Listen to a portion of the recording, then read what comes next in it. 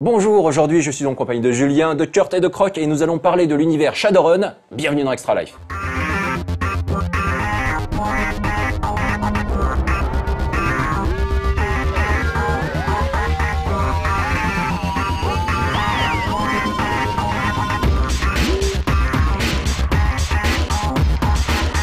Alors on va commencer un petit peu par les présentations. Julien, on te connaît, Kurt, on te connaît un petit peu, Croc, on te connaît peut-être un peu moins en tout cas à l'antenne. Est-ce que tu peux nous parler un petit peu de ton background dans le jeu de rôle, ce que tu fais exactement, et voilà.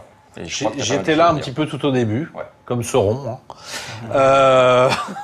Et comme Sauron, je suis un peu en retraite maintenant. Okay. Non, je bosse toujours dans le jeu, mais plus tellement dans le jeu de rôle. D'accord. Et donc du coup, tu as fait quoi exactement? Tu as participé à quel magazine? Donne-nous un petit peu des références. J'ai mon premier jeu, c'est Bitume. Après, il y a eu d'autres choses. Le plus connu, c'est Inemi Satanis, Magna Veritas. Et puis sinon, j'ai bossé un petit peu dans Casus Belli au tout début. Après, j'ai été rédacteur en chef de Backstab. Après, j'ai travaillé un peu dans tout un tas de trucs, Ravage et tout ça. Voilà. On peut dire que tu es un spécialiste un petit peu du jeu de rôle. Un spécialiste, ouais, exactement. Ouais, ok. Et donc du coup, vous connaissez, vous êtes croisés pas mal de fois. Kurt, tu peux te représenter très brièvement, nous dire ce que tu fais, et ensuite nous parler. Je crois que tu as découvert l'univers de Shadowrun. Oui, en fait, effectivement, voilà. Je suis une scénariste de jeux vidéo et de bande dessinée, ouais. En fait. Et moi, j'ai découvert Shadowrun d'abord par les romans, ouais. En fait, et j'avais pas trouvé l'intérêt de faire un jeu de rôle, en fait. Après, j'ai lu un article en Casus Belli, écrit par Croc, voilà. Ici présent. J'ai dit, waouh, il avait vraiment bien défendu. Il a dit que c'est le seul parmi tous ces post-apocalypto, cyberpunk, elfes dans le futur, monde qui avait une âme, en fait. Donc ça m'avait vraiment intrigué. Et j'ai acheté tout, Shadowrun, et j'ai commencé à trouver quelques mecs qui voulaient jouer avec moi, et on est parti, okay. Comme ça. Et il faut dire aussi que Croc, il a aussi fait un jeu un de mes jeux préférés, c'est Bloodlust. Ouais. Il avait travaillé dessus, qui était un jeu qui m'avait aidé à comprendre qu'en France, on pouvait faire d'autres types d'expériences de jeu de rôle qu'aux États-Unis. Tout à fait. Ok. Et toi, Julien, tu as découvert comment un petit peu l'univers Shadowrun? Est-ce que ça remonte à longtemps? Est-ce que c'était par la littérature? C'est plus récent, c'est la fin des années 90. Ouais.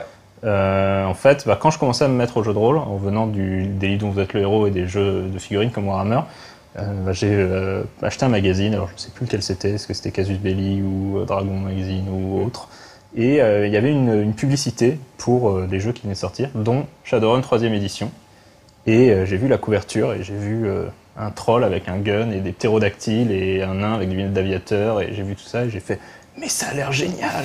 Et à partir de là, il fallait que je joue à ce jeu. Et c'est vraiment parti comme ça. Et voilà, mon histoire d'amour avec Shadowrun n'a jamais cessé depuis.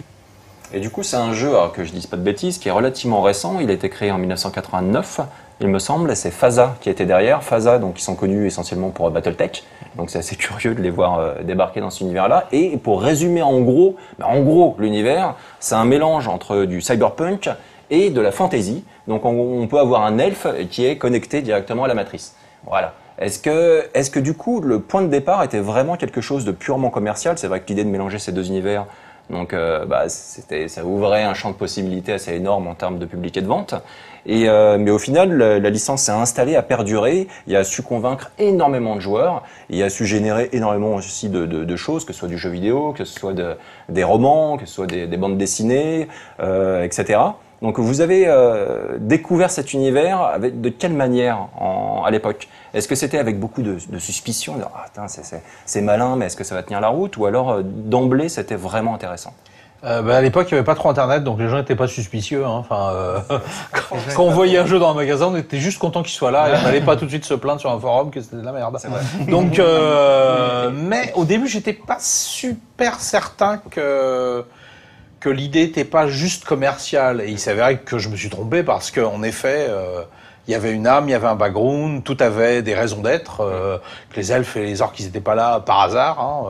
C'est à cause d'une histoire de cycle magique qui revient et qui fait qu'il y a des gens qui sont elfes ou nains ou orques. Et voilà, c'est ça qui fait que c'est devenu un chef-d'œuvre et pas un objet de passage, quoi. Comme Torg, en fait, qui était un peu dans il y avait... C'était pareil, mais raté, ouais.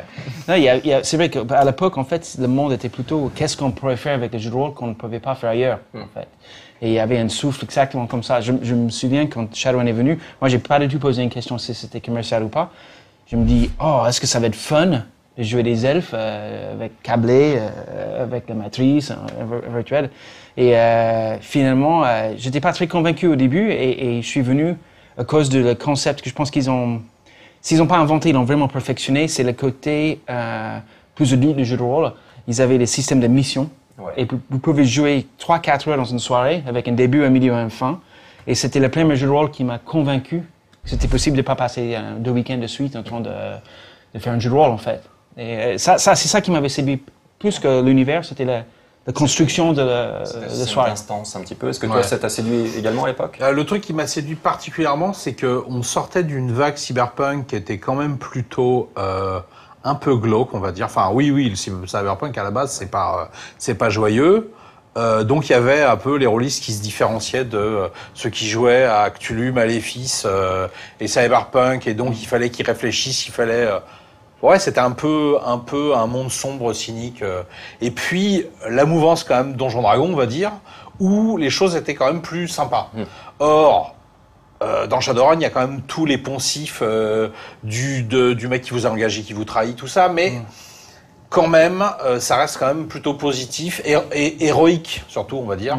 Alors que dans Cyberpunk, c'était plus noir. Et c'est ça qui m'a intéressé à la base. Et tu as toujours la dimension un petit peu, justement, noire, avec les assassinats, les crimes, les enquêtes, etc. Ça fait partie un petit peu de cet univers également? Oui, ouais, bien sûr. Mais je sais pas, il y a quelque chose qui fait que on a l'impression qu'on va quand même vers quelque chose de meilleur. Alors que les corporations sont quand même assez craignos. Ouais. Les totems insectes, enfin les esprits insectes, c'est vraiment des merdes. Voilà, il y a des gros adversaires. C'est pas du tout le pays des bisounours. Mais vraiment, mais tu te sens un peu plus proactif dans ton rôle. Les personnages sont peut-être aussi simplement plus puissants aussi malgré tout. Hein.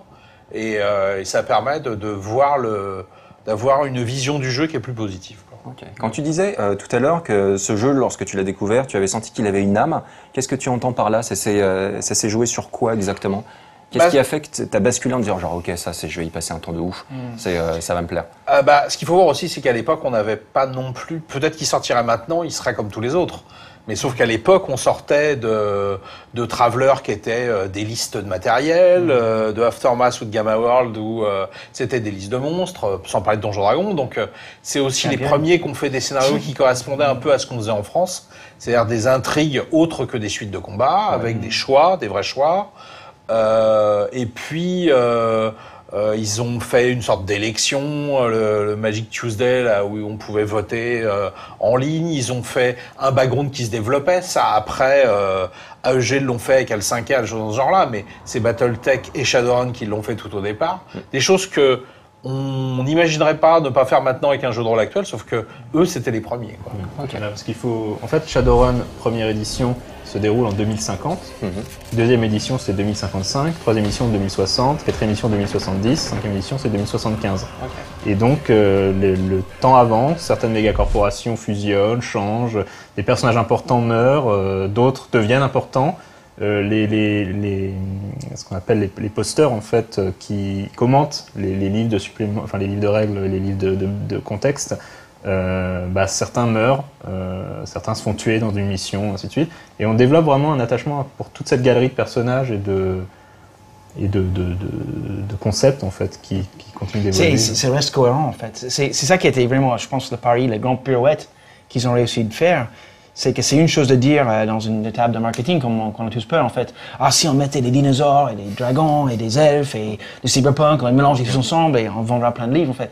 Mais il faut le faire. Il faut réussir que ça devienne cohérent parce que les rôlistes, en France, il y a plus de jeux de rôle, en fait, que dans le côté liste de règles à l'américaine. Mais il fallait le faire, il fallait que ça tienne debout, il fallait que ça ait un certain sens et une logique pour que le plaisir ne soit pas gaspillé par les contradictions et des trucs. Et ils ont réussi ça en Shadowrun. Moi, je pense vraiment, quand on lit le début jusqu'à la fin, on se dit, mais il y a un événement majeur qui a provoqué une espèce de...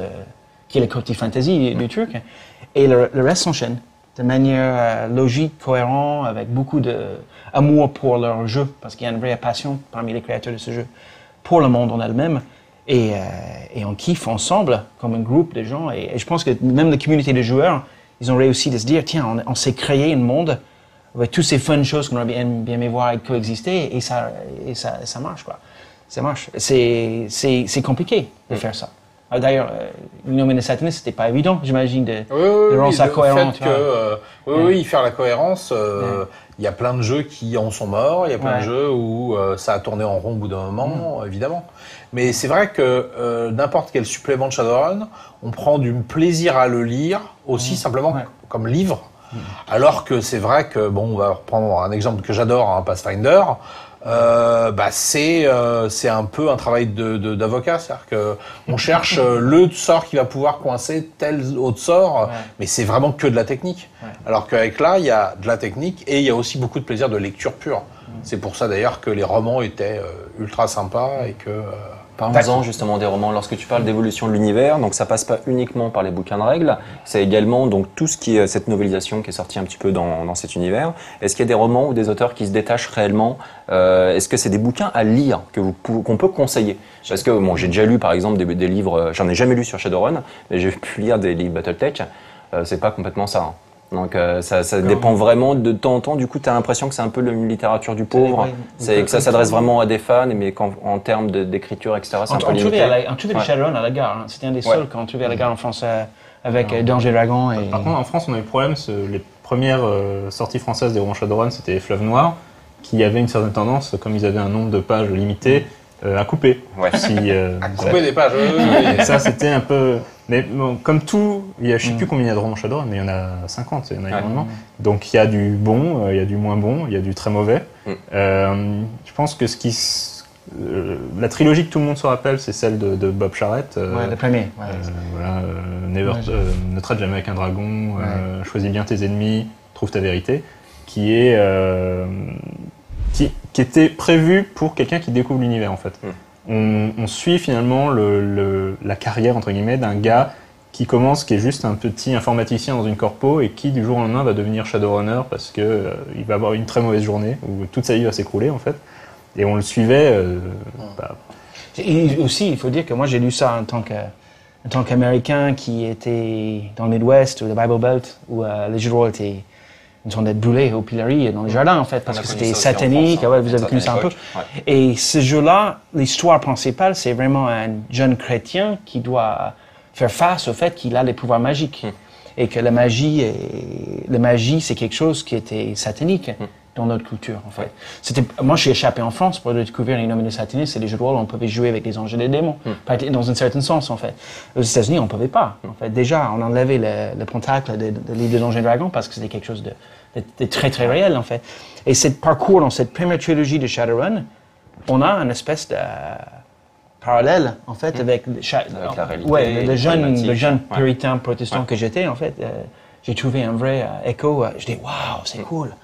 Et pour moi, c'est un vrai livre, en fait. Cette première trilogie, c'est un vrai roman dans le sens où on voit la transformation d'un personnage qui fait face à son envie de jouer des jeux avec du magie. Et Harry Potter, aujourd'hui, n'aurait pas existé à cette époque-là.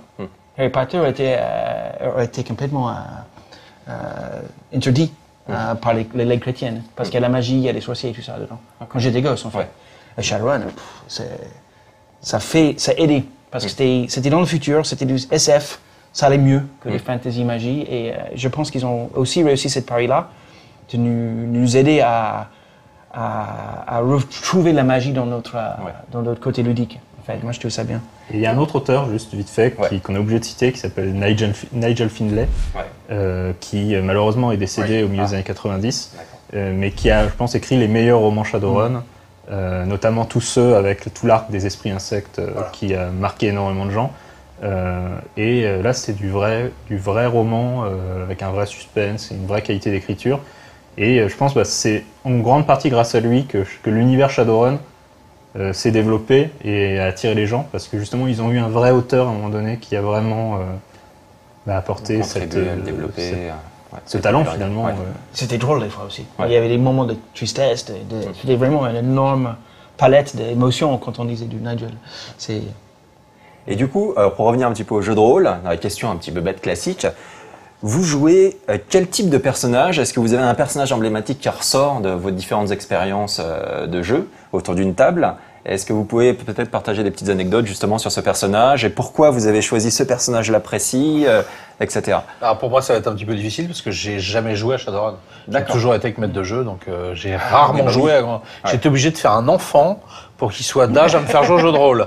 Et lui, Shadowrun, ça le branche pas, donc il me fera pas jouer. Mais parce que j'ai été obligé de faire comme une amibe, tu sais, tu le coupes en deux, t'en fais un bout comme ça. Et donc non. J'ai jamais. Est-ce que du coup, il y a une partie que tu as pu diriger qui laisse un souvenir marquant et pour quelles raisons? Et est-ce que c'était une partie qui était très longue? C'était avec combien de personnes? Nous donner un petit peu un contexte. Pas vraiment. Quand je maîtrise du jeu de rôle, je travaille plutôt. Hein, donc je m'en souviens pas trop. C'est un peu terrible de dire ça, mais quand t'écris des jeux de rôle depuis 25 ans, j'ai des souvenirs, mais c'est pas des souvenirs de travail bien fait, quoi. Mais c'est pas très. Je pense qu'ils vont peut-être plutôt mieux en parler que. Et vous? Est-ce que vous avez un personnage emblématique ou est-ce que vous étiez également plutôt côté maître de jeu? J'ai surtout été maître de jeu. Encore aujourd'hui, je suis surtout maître de jeu à Shadowrun. Mais l'époque où j'ai pu jouer un petit peu en tant que joueur, mon personnage était un nain adepte physique. Ça me faisait délirer l'idée que... Les adeptes physiques, pour donner une idée, c'est une sorte de super maître des arts martiaux qui utilise la magie pour faire des trucs de ouf. Et ça me faisait marrer que ça soit un nain, en fait. D'accord. Donc vous imaginez un nain, mais qui court sur les murs et qui peut arracher la tête de quelqu'un d'un coup de pied, quoi. Ok. Et ça, moi, ça me faisait triper. S'il arrive à lever le pied assez haut. Voilà. Moi, j'ai une souvenir qui m'a... C'était la première fois que j'ai joué. Parce que effectivement, j'étais maître de jeu aussi et on avait eu du mal à trouver des maîtres de jeu. Et Croc et moi, on ne vivait pas le même côté de la. Il y en a une petite génération qui nous sépare avec Julien et moi, en fait. Sinon, on aurait joué ensemble, certainement. Mais c'était quelqu'un m'avait fait venir plus tôt. Parce que j'étais le Netrunner, j'étais le Matrix Man. Et 1 heure plus tôt, pour faire une mini-session avec moi, pour voir si on avait réussi la casse, en fait, la pénétration dans le bâtiment. Parce qu'il faut dire qu'il y avait quand même une erreur dans Shadowrun, une erreur qui faisait une de ses faiblesses qui fait un peu son point fort. Il y avait une partie virtuelle dans le jeu qui pouvait se passer en 1 milliseconde, pendant que tous les autres étaient en train d'arriver dans le bâtiment pour extraire plutôt un chef de... par exemple, on se battait des fois pour les ressources humaines. Un scientifique ou un bon manager, exfiltration, etc. Par contre, pour que ça réussisse, il fallait qu'il y ait quelqu'un connecté quelque part il y avait du black ice, il y avait tout un autre pendant du jeu. Et j'ai fait 1 heure et c'était terrible parce que quand les autres joueurs sont arrivés, moi j'avais échoué. Et je savais qu'ils allaient se prendre plein la gueule. Mais je ne pouvais rien dire. Et je me souviens de juste 1 heure, ils arrivent et je sais qu'ils vont se prendre tout parce que j'ai pas réussi d'ouvrir les portes en fait. Effectivement, cette intensité, ce moment de... je peux rien dire. C'était un mauvais moment, entre guillemets, mais c'était kiffant aussi. C'est génial de savoir que t'as foiré ton truc, mais tu peux pas dire aux autres, et en même temps, ils te posent la question, mais on doit mentir un peu à ses copains. Et ça, c'est quelque chose que j'ai jamais vécu dans un autre jeu, à part certains maîtres de jeu en Donjons et Dragons qui ont réussi de faire plusieurs trucs parallèles, ou t'es un doppelganger, il y a toujours les maîtres de jeu qui trouvent des situations comme ça, mais c'est inhérent en Shadowrun, en fait. C'est l'aspect de Shadowrun qu'ils essaient, à chaque nouvelle édition, de corriger, c'est justement le fait que la matrice, c'est un peu un jeu dans le jeu. À partir de la 4e, ils ont introduit l'idée de la réalité augmentée, en fait, qui fait que la matrice n'est plus vraiment un monde complètement à part. Elle est accessible en partie juste avec des lunettes de vie, des choses comme ça. Et ils continuent dans cette voie-là avec la 5e édition pour justement que le decker, comme on appelle les pirates dans Shadowrun, soit pas faire sa partie tout seul à part, parce que c'est vrai que surtout dans les 3 premières éditions, c'était un peu toujours comme ça. Ensuite un peu trop. L'autre mauvaise expérience que j'ai eue, c'est qu'on a essayé de le faire en même temps. Tout le monde. Et donc, il y avait un mec dans une pièce pendant 30 minutes, pendant on buvait des coca et on mangeait des pizzas, qui faisait son session de... Parce que dans l'idée, c'est que le côté dans la Matrix, ça durait qu'une milliseconde, ou 3 secondes, 10 secondes. Donc, du coup, il fallait le jouer dans un autre espace-temps, en fait. Qui était... Je trouvais ça brillant. Finalement, quand je faisais maître de jeu, j'enlevais tout le côté Matrix, en fait. C'était beaucoup plus simple. Ou on faisait une soirée que ça, où vous étiez dans la réalité virtuelle et tout le monde était tout le monde rentrait dans la Matrix. Et toi, du coup, Croc, tu gérais ça comment en tant que maître de jeu, justement, la matrice? Lâchement, en faisant que des deckers PNJ, parce que... D'accord. Parce que... Et puis, malgré tout, c'était quand même peut-être moins agréable à jouer parce que le maître de jeu, alors déjà, il fallait avoir, je pense, quelqu'un qui était un peu branché en informatique et en réseau, dans tout ça. Et il fallait aussi que le maître de jeu le soit. Et s'il y avait un déséquilibre de connaissances, tout bêtement, entre le maître de jeu et puis le joueur, ça coinçait parce que fallait pas que lui-même t'apprenne que en passant par la poubelle, il pouvait régénérer les infos pour pouvoir les obtenir, tout ça. Donc ça posait toujours de gros problèmes, quoi. Okay. Est-ce que maintenant ça marche plus que comme ça le sera pendant Watch Dogs, où tu peux dire voilà, tu détectes qu'il y a X points sur lesquels tu peux te connecter, prendre le contrôle de la tourelle là, du machin là. Donc c'est plus immédiat en fait. D'accord. Et donc du coup, l'univers Shadowrun, si vous deviez résumer un petit peu ce monde et identifier un point qui pour vous le rend réellement marquant, historiquement, et qui puisse donner peut-être envie aux gens qui ne connaissent pas du tout cet univers de s'y plonger un petit peu. Donc il y a quelque chose qui sort du lot, un truc qui est complètement Shadowrun. Shadowrun. Moi, je peux dire que c'est une soirée de jeu de rôle avec un début, un milieu, une fin qui dure 3h30. Ok. Ça... kiffant. Ça c'est bien, c'est le système d'instance. Vraiment structuré, on voit Mr. Johnson au début, les Mr. Johnson, on a la mission, on y va. Et avant la fin de la soirée, on a eu un chapitre clos en fait. Et tout le monde est d'accord, c'est une session de jeu. Ça, je trouve que Shadowrun m'a apporté ça et je les remercie pour ça. Et toi, Julien? Moi, une chose que je voudrais évoquer, c'est ce qu'on appelle le crossover en fait. Parce que Shadowrun, plus tard, FASA a sorti un autre jeu qui s'appelle Hearthstone, et qui est en fait le passé mythique de Shadowrun, avec un système de règles totalement différent, pas forcément c'est pas forcément une bonne chose, mais en tout cas, voilà, c'est en 8000 ans ou 10 000 ans avant Jésus-Christ. C'est le 4e âge, Shadowrun c'est le 6e âge, et notamment avec Nigel Finlay et les auteurs de cette époque-là, ils ont tissé un lien entre les deux jeux. Notamment les grands dragons de Shadowrun, on les retrouve sous un autre nom dans Hearthstone, et on se rend compte que dans certains des plots de Hearthstone ont des répercussions en fait dans Shadowrun, mais toujours à mots couverts. Donc il y a tout ce mystère, il y a des sites entiers dédiés de fans qui cherchent la moindre allusion à ça, ils font peut-être référence à telle horreur. Les horreurs, c'est des espèces d'entités Lovecraftiennes qui sont dans Hearthstone. Et peut-être que tel esprit maléfique de Shadowrun, en fait, ça serait cette horreur qui... Et ça, enfin, quand j'ai découvert Shadowrun, j'ai découvert toute cette profondeur-là, j'ai halluciné, quoi. Même si au final, je l'ai très peu utilisé dans mes parties, mais pour l'aspect littéraire de la chose et justement le crossover qu'ils ont réussi à nouer entre les deux jeux, moi, ça m'avait vraiment beaucoup impressionné. Alors moi, ce que j'aime bien dans Shadowrun, ce qui pour moi sort du lot, c'est il faut savoir qu'il y a deux systèmes de magie. Il y a un système, on va dire, scientifique, où les magiciens, c'est juste des lettrés, des scientifiques qui font de la magie comme ils feraient de la chimie. Et puis, il y a toute une côté chamanique, alors, évidemment, sur le chamanisme amérindien, mais aussi africain de plein d'autres pays. Et je trouve que là, en l'occurrence, mêler du chamanisme avec de la haute technologie, je trouve que ça rend vraiment très bien. Imaginez que c'est des chamans indiens avec la grande danse fantôme, qui ont abattu des hélicoptères qui venaient attaquer, tout un truc dans ce genre-là. Et la seule représentation visuelle que j'ai eue de ce truc-là, c'est dans un film qui est pas très bon d'ailleurs, dans Predator 2. Il y a un espèce de chaman black là qui fait une espèce de divination. Et là, j'ai trouvé que c'était le truc qui représentait le mieux ce que je pouvais ressentir dans Shadowrun. Et c'est vrai que moi, je connais pas de film où il y a eu ce genre de choses. Et je trouve que c'est très intéressant, quoi. Et en plus, ça m'a permis de m'intéresser au chamanisme amérindien et puis d'autres nations.